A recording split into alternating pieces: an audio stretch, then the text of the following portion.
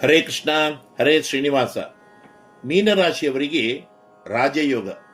ಬಂಧುಗಳೇ, ಹೌದು, ಜ್ಯೋತಿಷ್ಶಾಸ್ತ್ರದಲ್ಲಿ ಗುರುವಿಗೆ ಅತ್ಯುನ್ನತ ಸ್ಥಾನವನ್ನು, ವಿಶೇಷವಾಗಿ ದೇವತಾನುಗ್ರಹವನ್ನು ಸೂಚಿಸುವ ಗ್ರಹ ಗುರು ಅಥವಾ ದೇವಗುರು ಬೃಹಸ್ಪತಿಯಾಗಿದ್ದಾನೆ ಎಂದು ಹೇಳಲಾಗಿದೆ.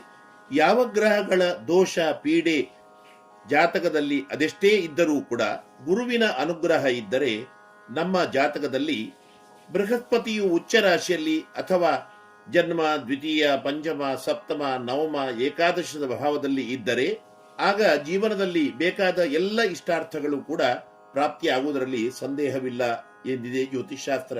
ಬೇರೆ ಗ್ರಹಗಳಿಂದ ಸೂಚಿತವಾಗುವ ರಾಜಯೋಗಾದಿಗಳು ಇದ್ದರೂ ಸಹ ಗುರುಬಲ ಅಂದರೆ ಗುರುಗ್ರಹದ ಅನುಗ್ರಹ ಜಾತಕದಲ್ಲಿ ಇಲ್ಲದೇ ಇದ್ದರೆ, ಗುರುವು ಜಾತಕದಲ್ಲಿ ಉತ್ತಮಾಂಶದಲ್ಲಿ ಒಂದು ವೇಳೆ ಇಲ್ಲದಿದ್ದರೆ ಅವೆಲ್ಲವೂ ಕೂಡ ವ್ಯರ್ಥ ಆಗಬಹುದು.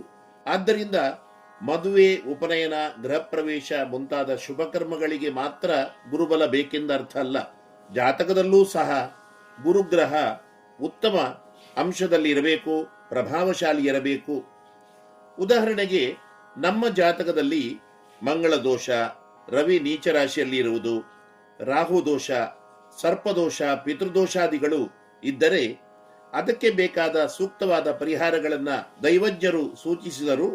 ಒಂದು ವೇಳೆ ನಾವು ಅದನ್ನು ಮಾಡಿಸಿದರೂ ಸಹ ಜಾತಕದಲ್ಲಿ ಗುರುವು ಶುಭ ಸ್ಥಾನದಲ್ಲಿ ಇಲ್ಲದಿದ್ದರೆ, ಗುರುವು ಸ್ವಲ್ಪವೂ ಉತ್ತಮಾಂಶನಲ್ಲಿ ಜಾತಕದಲ್ಲಿ ಇಲ್ಲದಿದ್ದರೆ ಅದಕ್ಕೆ ಪೂರ್ಣವಾದ ಪರಿಹಾರ ಸಿಗುವುದೇ ಇಲ್ಲ.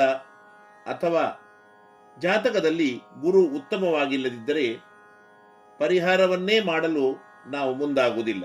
ಗುರುಬಲ ಇಲ್ಲದೆ ಇರುವ ಕಾರಣ ಆ ಎಲ್ಲ ಮಹಾದೋಷಗಳ ದುಷ್ಪ್ರಭಾವವನ್ನ ನಾವು ಅನುಭವಿಸಲೇಬೇಕಾಗುತ್ತದೆ.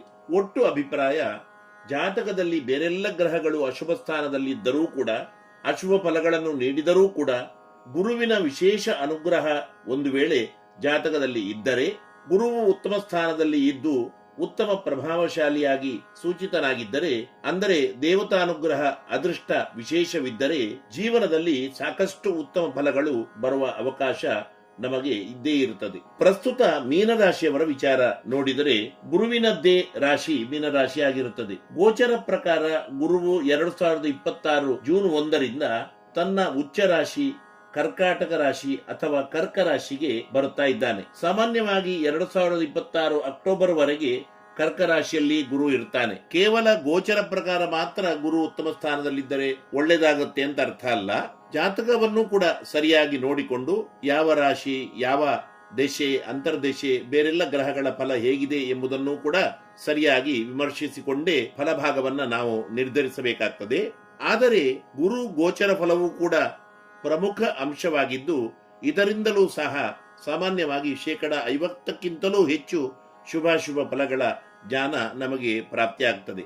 ಕಳೆದ ಸುಮಾರು 3 ವರ್ಷಗಳಿಂದ ಕುಂಭರಾಶಿಯಲ್ಲಿದ್ದ ಶನಿಚಾರದಿಂದಾಗಿ ಅನೇಕ ರೀತಿಯ ಕಷ್ಟ ಸಮಸ್ಯೆಗಳನ್ನ ಮೀನರಾಶಿಯವರು ಎದುರಿಸಿದ್ದಾರೆ. ಆನಂತರ ಮೀನರಾಶಿಗೆ ಪ್ರವೇಶಿಸಿದ ಶನಿಯ ಕಾರಣದಿಂದಾಗಿಯೂ ಕೂಡ ಈ ರೀತಿ 7.5 ಶನಿಯ ದೋಷ ಕಾರಣ ಅನೇಕ ಸಮಸ್ಯೆಗಳನ್ನ ಮೀನರಾಶಿಯವರ ಎದುರಿಸಿದ್ದಾರೆ. ಇನ್ನೂ ಕೂಡ ಸುಮಾರು 5.25 ವರ್ಷಗಳವರೆಗೆ 7.5 ಶನಿ ಸಂಚಾರದ ದೋಷ ಮೀನರಾಶಿಯವರಿಗೆ ಇದ್ದೇ ಇದೆ. ಆದರೆ ಮುಖ್ಯವಾಗಿ ಮೀನರಾಶಿಯ ಒಡೆಯನು ಗುರುವಾಗಿದ್ದು, ಕರ್ಕರಾಶಿಯು ಗುರುವಿಗೆ ಅತ್ಯಂತ ಪ್ರಭಾವಶಾಲಿಯಾದ ಸ್ಥಾನ, ಉಚ್ಚ ಸ್ಥಾನ ಆಗಿರುವುದರಿಂದ ಮುಖ್ಯವಾಗಿ ಮೀನರಾಶಿಗೆ ಇದೊಂದು ಅತೀ ಉತ್ತಮ ಸಮಯ ಎನ್ನಬಹುದು. ಅದೆಂತಹ ಹಿಂದೆ ಶನಿದೋಷ, ರಾಹುದೋಷಗಳಿಂದಾಗಿ, ಬೇರೆಲ್ಲ ಗ್ರಹ ದೋಷದಿಂದಾಗಿ ಅನುಭವಿಸಿದ ಚಿಂತೆ, ಭಯಂಕರ ರೋಗ, ಆರ್ಥಿಕ ಸಮಸ್ಯೆ, ಉದ್ಯೋಗದಲ್ಲಿದ್ದವರಿಗೆ ಉದ್ಯೋಗ ಕ್ಷೇತ್ರದಲ್ಲಿ ತೊಂದರೆಗಳು, ವ್ಯಾಪಾರಿಗಳಿಗೆ ಅನೇಕ ರೀತಿಯ ವ್ಯಾಪಾರಗಳಲ್ಲಿ ಸಮಸ್ಯೆ, ಇದೆಲ್ಲಕ್ಕೂ ಕೂಡ ಅತ್ಯಂತ ಪ್ರಬಲವಾದ ಒಂದೇ ಒಂದು ಉತ್ತರ, ಗುರು ಕರ್ಕರಾಶಿಗೆ ಜೂನ್ 1ರಿಂದ ಪ್ರವೇಶ ಮಾಡಿದ್ದು. ಸಾಮಾನ್ಯವಾಗಿ ಗುರುವು ತನ್ನ ಸ್ವಕ್ಷೇತ್ರವಾದ ಮೀನರಾಶಿಯಲ್ಲಿಯೂ ಸಹ ಇಂತಹ ಉತ್ತಮ ಫಲಗಳನ್ನು ಕೊಡಲು ಸಾಧ್ಯವಿಲ್ಲ. ಅಷ್ಟೇ ಅಲ್ಲದೆ 2022ರಲ್ಲಿ ಮೀನರಾಶಿಯಲ್ಲಿದ್ದು, 2023ರಲ್ಲಿ ಮೇಷರಾಶಿಯಲ್ಲಿ, 2024ರಲ್ಲಿ ವೃಷಭ ರಾಶಿಯಲ್ಲಿ, 2025ರಲ್ಲಿ ಮಿಥುನ ರಾಶಿಯಲ್ಲಿ ಇರುವಾಗಲೂ ಕೂಡ ಇಂತಹ ಫಲಗಳನ್ನು ನಾವು ನಿರೀಕ್ಷಿಸುವುದು ಸಾಧ್ಯವಿಲ್ಲ. ಮೀನರಾಶಿಯವರಿಗೆ ಈ ಎಲ್ಲ ಸಮಯಗಳಲ್ಲೂ ಕೂಡ ಅನೇಕ ಕಷ್ಟ ತೊಂದರೆಗಳು ಶನಿಯಾಚಾರದಿಂದ ಬೇರೆ ಗ್ರಹಚಾರದಿಂದ ಆಗಿದೆ. ಈಗ 2026 ಜೂನ್ 1 2026 ಅಕ್ಟೋಬರ್ ವರೆಗೆ 4ರಿಂದ 4.5 ತಿಂಗಳು ಅತ್ಯಂತ ಶುಭ ಫಲವನ್ನ ನಿರೀಕ್ಷಿಸಬಹುದಾಗಿದೆ. ಆನಂತರ 2 ತಿಂಗಳು ಪುನಃ ಬೇರೆ ರಾಶಿಗೆ ಪ್ರವೇಶ ಮಾಡಿ ಮತ್ತೆ ಪುನಃ ಗುರುವು ಕರ್ಕ ರಾಶಿಗೆ ವರ್ಷಾಂತ್ಯದವರೆಗೆ ಪ್ರವೇಶ ಇರ್ತಾನೆ.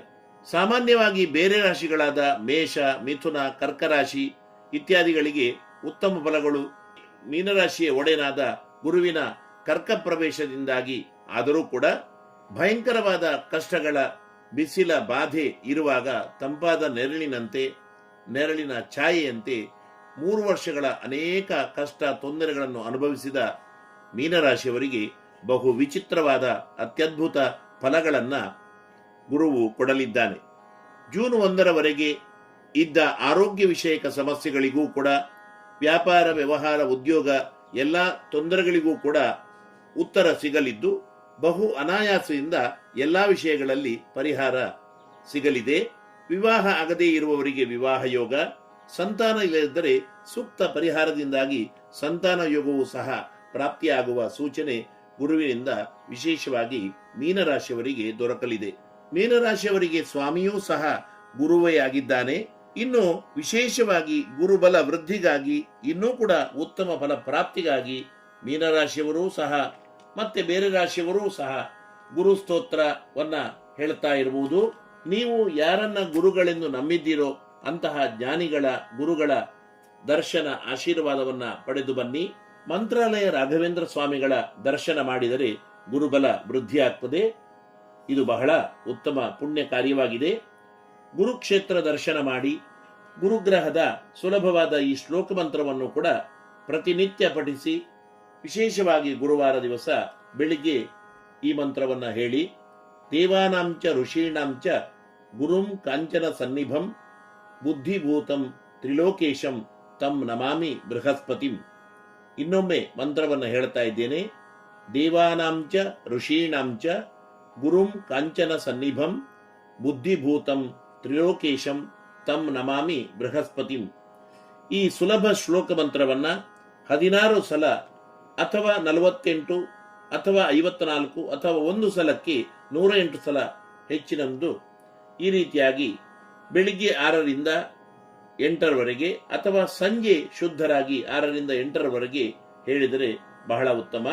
ಇನ್ನು ವಿಶೇಷವಾಗಿ ನಿಮ್ಮ ಇಷ್ಟ ಮಂತ್ರ ಜಪ, ವಿಶೇಷ ಅನುಷ್ಠಾನಾದಿಗಳನ್ನ ನಡೆಸಿದರೆ ಗುರುಬಲ ಬಹಳ ಉತ್ತಮವಾಗ್ತದೆ. ನಿಮ್ಮ ಇಷ್ಟದೇವರ ಕುಲದೇವರ ವಿಶೇಷ ಪ್ರಾರ್ಥನೆಯನ್ನು ಮಾಡಿದರೆ ಗುರುಬಲ ವೃದ್ಧಿಯಾಗ್ತದೆ. ಉತ್ತಮ ಧರ್ಮ ಕಾರ್ಯದಿಂದಲೂ ಕೂಡ, ಉತ್ತಮ ತೀರ್ಥಕ್ಷೇತ್ರ ಸಂದರ್ಶನದಿಂದಲೂ ಕೂಡ ಗುರುಬಲ ವೃದ್ಧಿಯಾಗ್ತದೆ. ಗೋಸೇವೆ, ತುಳಸಿ ಸೇವೆಯನ್ನು ಮಾಡಿದರೂ ಕೂಡ ಅತ್ಯಂತವಾಗಿ ವಿಶೇಷವಾದ ಗುರುಬಲ ವೃದ್ಧಿಯಾಗ್ತದೆ. ಪ್ರತಿ ಗುರುವಾರ ಜ್ಞಾನಿಗಳಿಗೆ ಹಳದಿ ಬಟ್ಟೆ ದಾನ ಅಥವಾ ರೇಷ್ಮೆಯ ಬಟ್ಟೆ ದಾನ ಅಥವಾ ಪೀತಾಂಬರ ಮತ್ತು ಬಂಗಾರ ಇತ್ಯಾದಿಗಳನ್ನು ಕೊಡುವುದರಿಂದಲೂ 160 ರೂಪಾಯಿ ಮತ್ತು ಕಡ್ಲೆ ಧಾನ್ಯ ದಾನ ಇತ್ಯಾದಿಗಳಿಂದಲೂ ಕೂಡ ಗುರುಬಲ ವೃದ್ಧಿಯಾಗ್ತದೆ. ವಿಶೇಷವಾಗಿ ಉತ್ತಮ ಧರ್ಮ ಕಾರ್ಯಗಳಿಂದ ಗುರುಗಳ ಆಶೀರ್ವಾದವನ್ನು ಪಡೆಯುವುದರಿಂದ, ಗುರುಕ್ಷೇತ್ರ ದರ್ಶನವನ್ನು ಮಾಡುವುದರಿಂದ ಈ ಗುರುಬಲ ವೃದ್ಧಿಯಾಗ್ತದೆ. 2026 ಜೂನ್ 1 ಬರುವ 1 ವರ್ಷದ ಗುರುಗ್ರಹದ ಕರ್ಕರಾಶಿಯ ಚಲನೆಯ ಈ ಉತ್ತಮ ಸುವರ್ಣ ಅವಕಾಶವನ್ನ ಮೀನರಾಶಿಯವರು ಸಾರ್ಥಕಪಡಿಸಿಕೊಳ್ಳಿ. ಎಲ್ಲಾ ಸಮಸ್ಯೆಗಳನ್ನು ಪರಿಹಾರ ಮಾಡಿಕೊಂಡು 12 ವರ್ಷಗಳಿಗೊಮ್ಮೆ ಬರುವ ಈ ಸುವರ್ಣ ಅವಕಾಶವನ್ನ, ಉತ್ತಮ ರಾಜಯೋಗದ ಸಮಯವನ್ನ ಸಾರ್ಥಕವಾಗಿ ಪಡೆದುಕೊಂಡು ಭಾಗ್ಯವಂತರಾಗಿರಿ ಎಂದು ಹೇಳುತ್ತಾ ಕೃಷ್ಣಾರ್ಪಣಗೈಯುತ್ತೇನೆ. ಜೀವೇಮ ಶರದ ಶತಂ, ಜೀವೇಮ ಶರದ ಶತಂ.